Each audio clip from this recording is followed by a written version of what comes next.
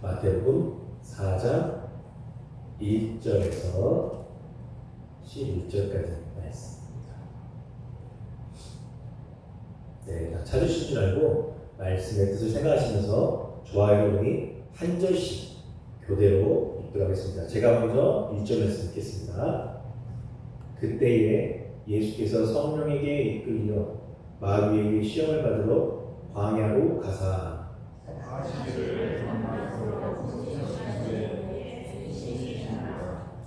시험하는 자가 예수께 나와서 이르되 내가 만일 하나님의 아들이거든 명하여 이 돌들로 떡덩이가 되게 하라.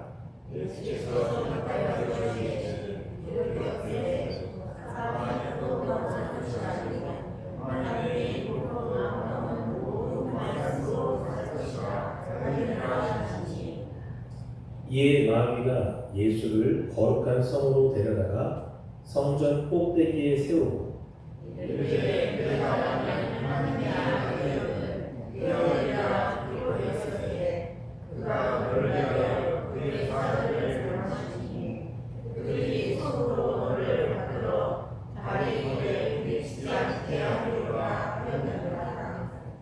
예수께서 이르시되 또 기록되었을 때 주 너의 하나님을 시험하지 말라 하였느니라 하시니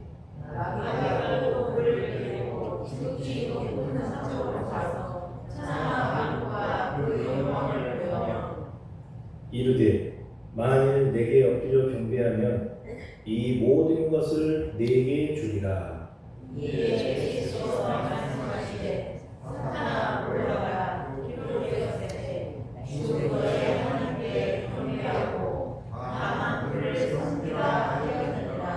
네, 함께 읽겠습니다. 이에 마귀는 예수를 떠나고 천사들이 나와서 수종드니라. 네. 할렐루야. 네, 한 주간 또 평안하셨죠? 네. 우리 변함 없이 매주일 여러분들과 함께 예배드려서 너무나 좋고 우리 7월도 잘 보냈습니다. 네, 하나님께서 늘 우리와 동행하시기에 우리가 날마다 삶에 문제가 없을 수는 없어요. 여러 가지 작고 큰 여러 가지 일들이 있지만 그 가운데에도 우리가 넘어지거나 좌절하거나 슬퍼하지 않고 오뚜기처럼 꿋꿋이 일어나서 나아갈 수 있으면 믿습니다. 네. 전에 사역하던 교회에서 교회 건물을 신축을 한 적이 있어요. 제가 이제 간 교회에서 2번이나 했는데 맨 첫 번째 신축한 교회 그 신관 앞에 머릿돌 있잖아요. 머릿돌 뒷면에 이런 글귀가 새겨져 있어요. 아생교회사, 아사교회생. 뭐 말일까요? 이 말은요, 아생, 내가 살면 교회사, 교회가 죽고, 아사, 내가 죽으면 교회생, 교회가 산다. 네. 이와 비슷한 한자 상어가 이런 말 있잖아요. 생즉 필사, 사즉 필생. 어디서 들어봤죠? 영화 명량 혹시 보셨어요? 네. 명량에서 나오는 유명한 대사예요. 살고자 하면 죽을 것이고 죽고자 하면 살 것이다. 네. 그 글귀를 읽으면서 상당히 공감되는 부분도 있었고 나는 과연 어떠한 믿음 가운데 살아가고 있는지 그리고 우리 주님을 믿는다는 사람들이 어떠한 모습으로 살아가야 되는지에 대해서 다시 한번 생각해보는 시간을 가졌었습니다. 누가 죽어야 누가 산다는 이러한 논법은 많은 사람들에 의해서 그들의 주장에 따라서 여러 가지 슬로건이나 그런 표어를 만들면서 지내왔어요. 비판적인 시각이 아니라 긍정적인 시각에서 저와 여러분도 그러한 것들을 한번 가지고 나갔으면 좋겠습니다. 내가 죽어야 누가 산다고요? 교회가 살고 예수님이 살고 내가 살면 교회가 죽고 예수님이 죽고 내가 살아가는 삶이 관계가 평탄하게 흘러가지 않을 수가 있다는 것을 우리가 기억하면서 이 올해 총회 표가 그거예요. 용서, 사랑에 시달린다거든요. 네. 너저 사람 나한테 잘못했지. 나 끝까지 가만 안 두라고 이렇게 하는 게 아니라 너는 나에게 A라고 했지만 나는 똑같이 A라고 안 하고 자, 나는 이렇게 너에게 더 낫게 용서하고 이해하고 섬기고 사랑으로 나아가는 모습, 그 가운데 그 모습을 통해서 예수님이 드러나고 예수님이 전해지고 그래서 많은 이들이 이 교회 가운데 나오며 믿습니다. 네, 저와 여러분은 그러한 삶을 살아갔으면 좋겠습니다. 오늘 본문 말씀 보면요, 오늘 본문 말씀도 그런 말씀이에요. 우리가 너무나 잘 아는 광야에서 마귀에게 시험 받으시는 이 본문에 직접적으로 기록되어 있진 않지만 구구절절 흐르는 이 글의 문맥 속에서 주님은 뭐라고 말하느냐? 내가 십자가에 달려야 이 모든 인류를 구원할 하나님의 그 대사역이 이루어진다라고 계속해서 말씀하고 있다는 겁니다. 십자가 없는 계속은 있을 수가 없기 때문이에요. 그러나 마귀의 주장은 달랐어요. 십자가는 어리석은 것이고 십자가 없이도 얼마든지 성공할 수 있어. 이런 시험은요, 오늘을 살아가는 우리 가운데에도 변함없이 다가오는 시험이다라는 거예요. 그러면 왜 주님이 십자가에 달리셔야 했을까요? 먼저는 십자가 없이 물질로는 다른 어떠한 노력으로는 구원을 얻을 수 없기 때문이에요. 오늘 보면 3절 말씀 드리겠습니다. 시험하는 자가 예수께 나와서 이르되 내가 만일 하나님의 아들이거든 명하여 이 돌들로 떡덩이가 되게 하라. 예수님께서 성령에게 이끄셔서 광야로 나가시고 40일을 밤낮으로 금식하면서 전인격적으로 몸도 마음도 모든 것들이 뒤쳐져 있는 그 상황에 예수님에게 누가 와요? 시험하는 자, 마귀가 다가와서 예수님에게 유혹해요. 그런데 이 말씀을 단지 배고프신 예수님에 대한 시험으로만 해석하면 안 된다는 거예요. 우리가 주목할 것은 뭐냐? 예수님의 금식은 공생애를 앞두시고 하신 금식이었다는 거예요. 마귀는 예수님에게 죄인을 구원하는 그 대속사역의 방법을 가지고 흥정을 했다는 거예요. 본문에서 말하는 떡이 뭡니까? 그냥 문자적으로 해석해보면 떡은요, 이렇게 사전적 정의가 이래요. 밀가루를 물러 반죽하여 구운 음식으로 두께는 엄지손가락 두께 정도이고 크기는 접시만한 크기이며 모양은 타원형이나 동 형태로 생긴 빵을 떡이라고 한다. 이렇게 사전적 정의인데요. 근데 우리가 여기에 성경에 쓰여있는 말씀을 문자 그대로 해석이 아니라 좀 더 깊이 어떤 의미가 담겨있는지 컨텍스트적인 그런 떡의 의미를 보면요, 사람들이 먹고 입고 자고 사는 것 등 가장 기본적인 욕구를 포함하는 것이 이 떡이라는 의미예요. 마귀가 예수님에게 말하는 것은요, 이 사람들의 떡의 문제를 입고 먹고 자고 싸고 여러 가지 우리 기본적으로 해야 되는 그 문제를 해결해 주면 아무런 박해도 없이 모두가 말하는 너를 메시아로 추앙하고 따르지 않겠느냐? 라고 마귀가 예수님을 시험하는 내용이에요. 그러면 대성공이 올 것이다. 이 얼마나 달콤하고 호소적인 유혹입니까? 요한복음 6장 14절에서 15절 말씀을 보면요, 예수님께서 오병이어 기적으로 백성들을 배부르게 먹이시고 그때 이렇게 말해요. 그 사람들이 예수께서 행하신 이 표적을 보고 말하되 이는 참으로 세상에 오신 그 선지자라 하더라. 그러므로 예수께서 그들이 와서 자기를 억지로 붙들어 임금으로 삼으려는 줄 아시고 다시 혼자 산으로 떠나가시리라 라고 기록되어 있어요. 예수님께서 많은 사람들이 이제 예수님 따라서 제자로 또한 신앙생활하면서 믿음 가운데 나아갈 텐데 왜 그 자리를 떠나셨을까요? 예수님은요, 그런 왕으로 오신 것이 아니기 때문이에요. 예수님은 마가복음 10장 45절에 기록된 말씀처럼 섬김을 받으려 하는 게 아니라 도리어 섬기려 하고 자기 목숨을 많은 사람의 대속물로 주기 위해서 예수님이 오셨다는 겁니다. 예수 그리스도의 고귀한 희생, 지극한 사랑의 그 십자가의 죽으심 없이 다른 어떤 곳으로도 구원을 얻을 수 없습니다. 이처럼 우리가 구원받은 것은 물질이나 다른 것을 받는 것이 아닙니다. 그래서 베드로전서 1장 18절 19절 말씀에는 이렇게 말합니다. 너희가 알거니와 너희 조상이 물려준 헛된 행실에서 대속함을 받은 것은 은이나 금같이 없어질 것으로 된 것이 아니요 오직 흠없고 점없는 어린 양 같은 그리스도의 보배로운 피로 된 것이니라 라고 기록되어 있어요. 우리가 살아가는데 필요합니까? 필요합니까?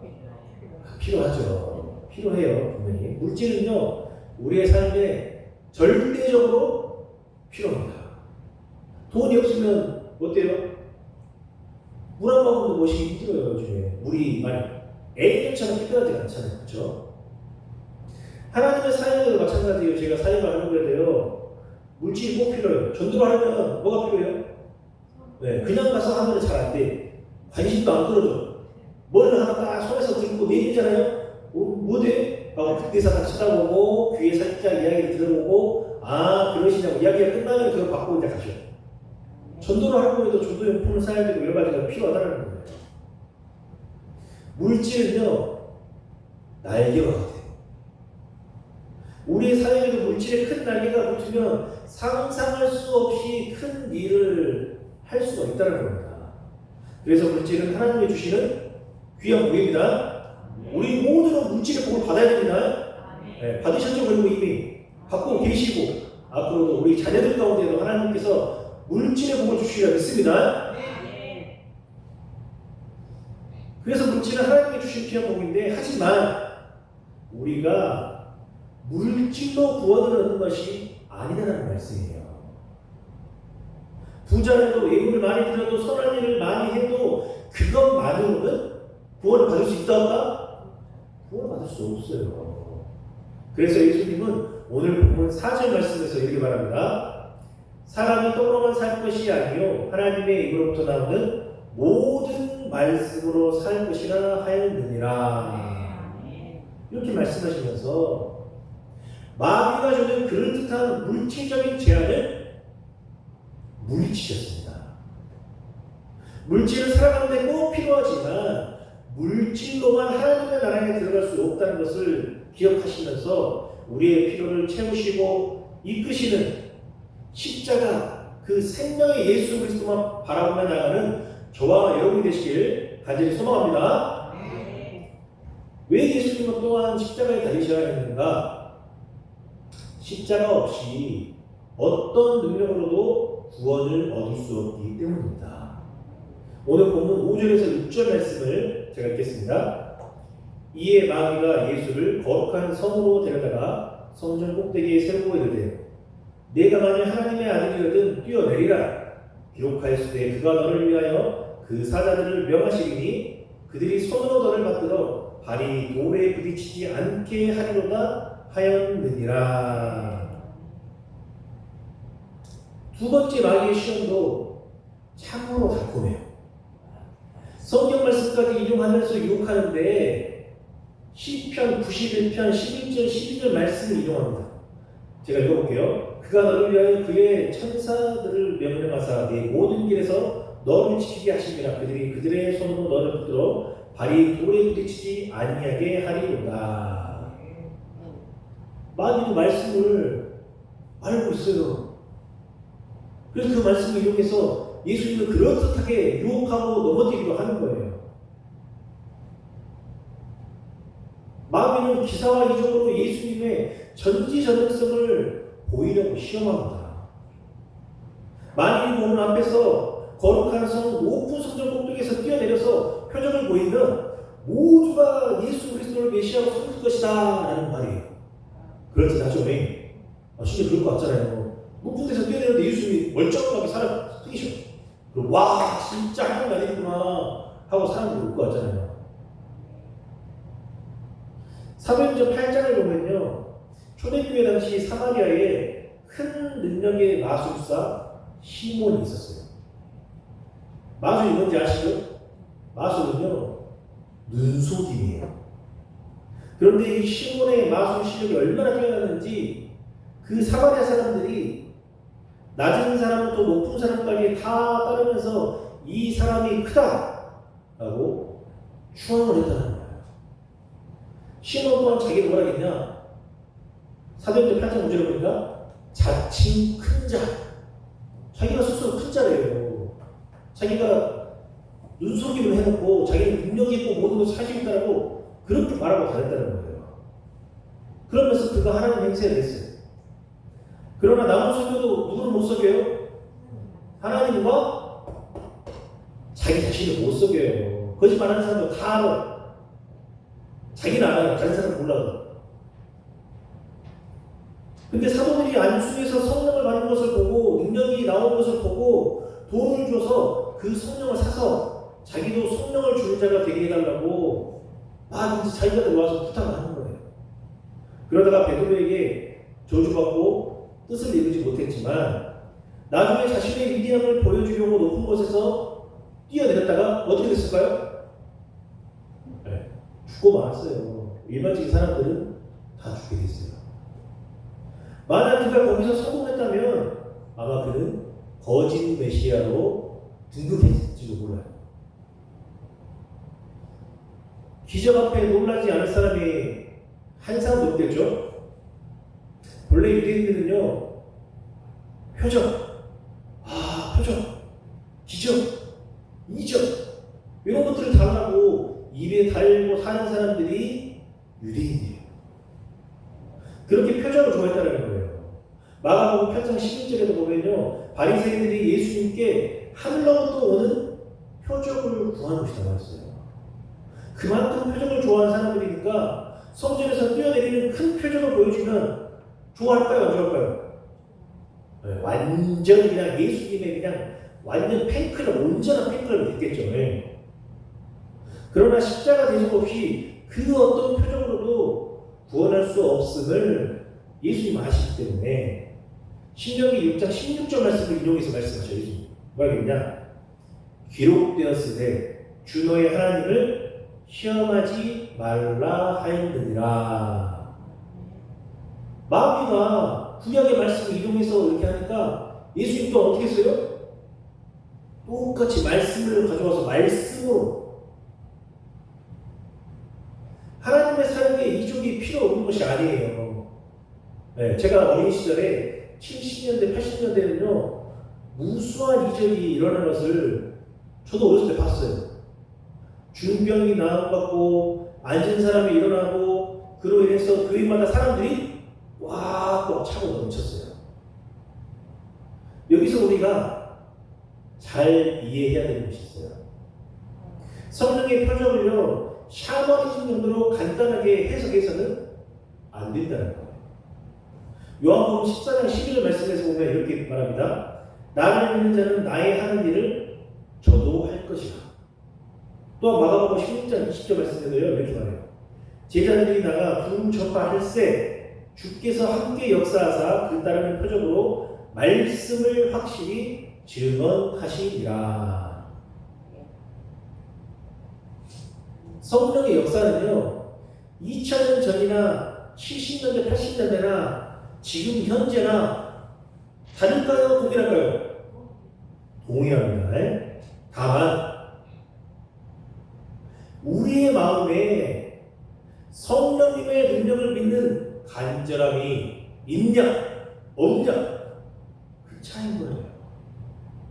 우리 여러분 가운데 믿음이 있으십니까? 아멘. 우리가 다 이 세상의 끝을 맞이하면 천국에 가는 소망이 있으십니까? 아멘. 아멘이시죠? 네.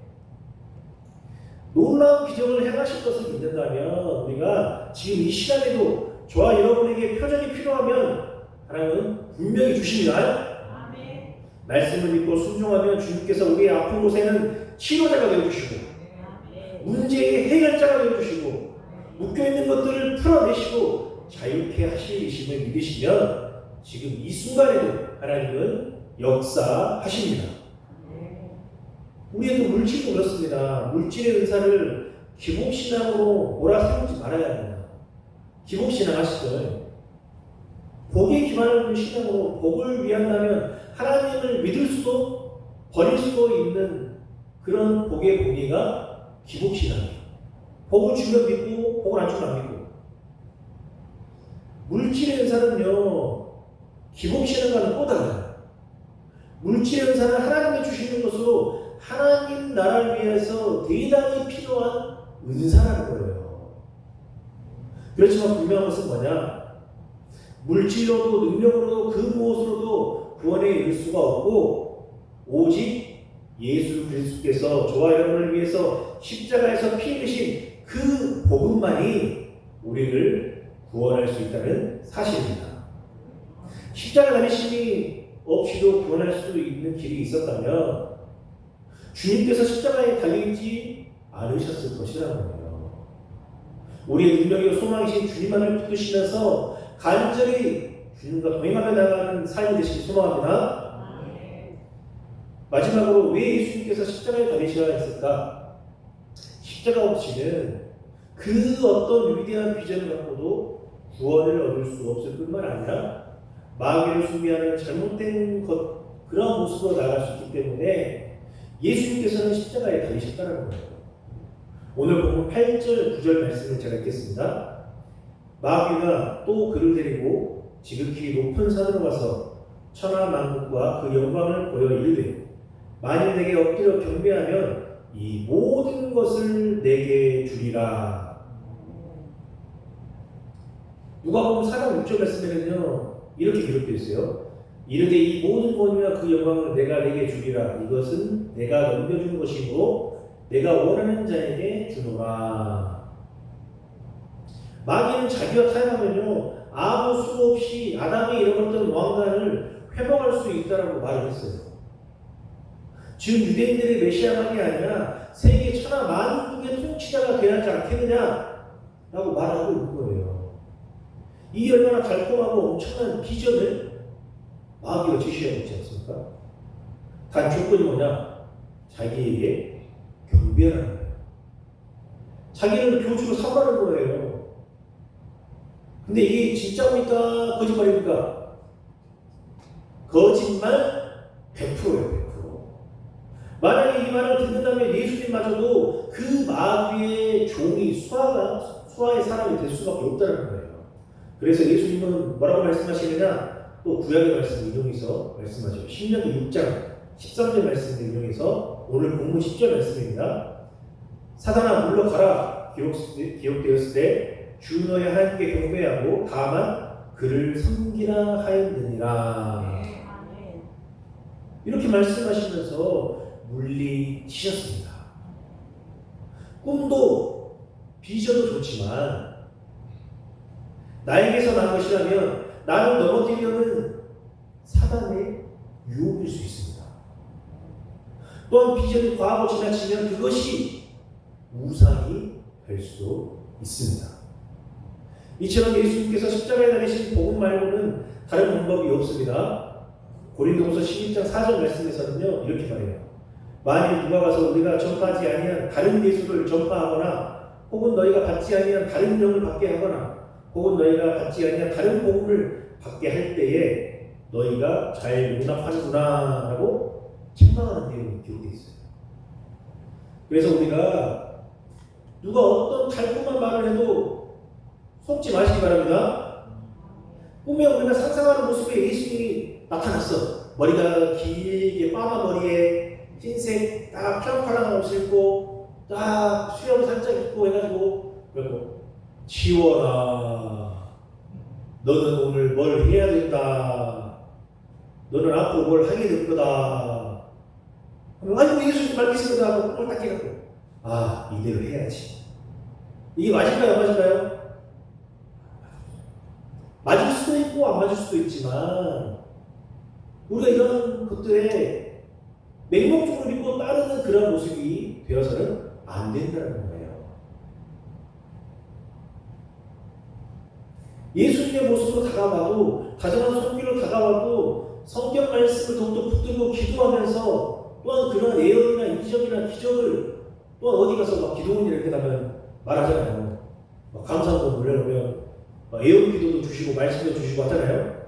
그런 것들이 막 크게 잘못됐다라고 말하는 것보다는 뭐냐면은 두세 사람, 두 증인법이 있어요. 성경에는 한 사람이 말하는 것 말고 두세 사람이 통일하게 그렇게 역사라고 예언을 한다면 그 말에는 이제 힘이 실리고 신뢰가 더 간다는 거예요.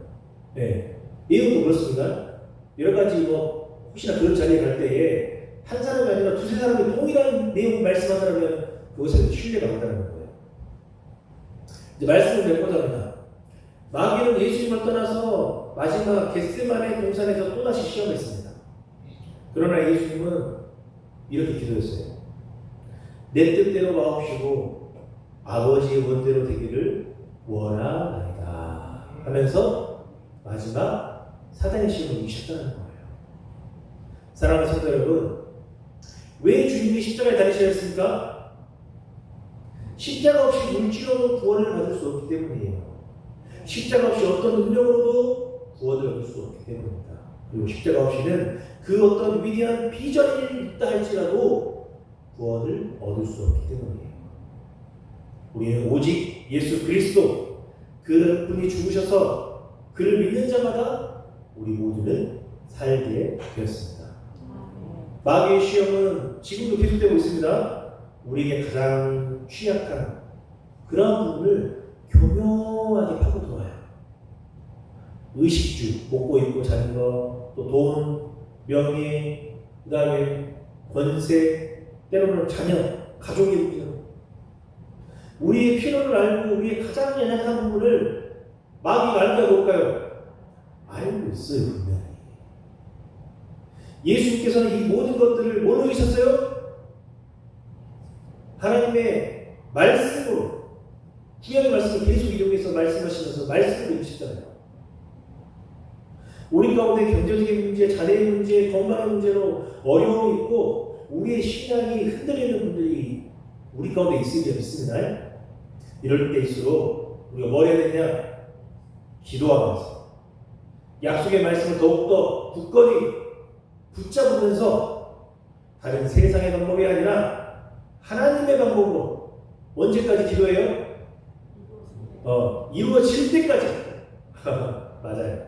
하나님의 방법으로 하나님이 일하실 때까지 우리가 끝까지 기도하며 나가는 저와 여러분의 삶이 되시기를 주님의 이름으로 간절히 축원합니다. 기도하겠습니다. 하나님, 우리가 세상 가운데 살아가면서 다른 세상의 방법이 아니라 하나님의 방법으로, 다른 길이 아니라 예수 그리스도를 통한 구원의 길, 생명의 길을 걷는 우리 모두가 되게 하여 주옵소서. 거룩하신 예수 그리스도의 이름으로 기도드립니다.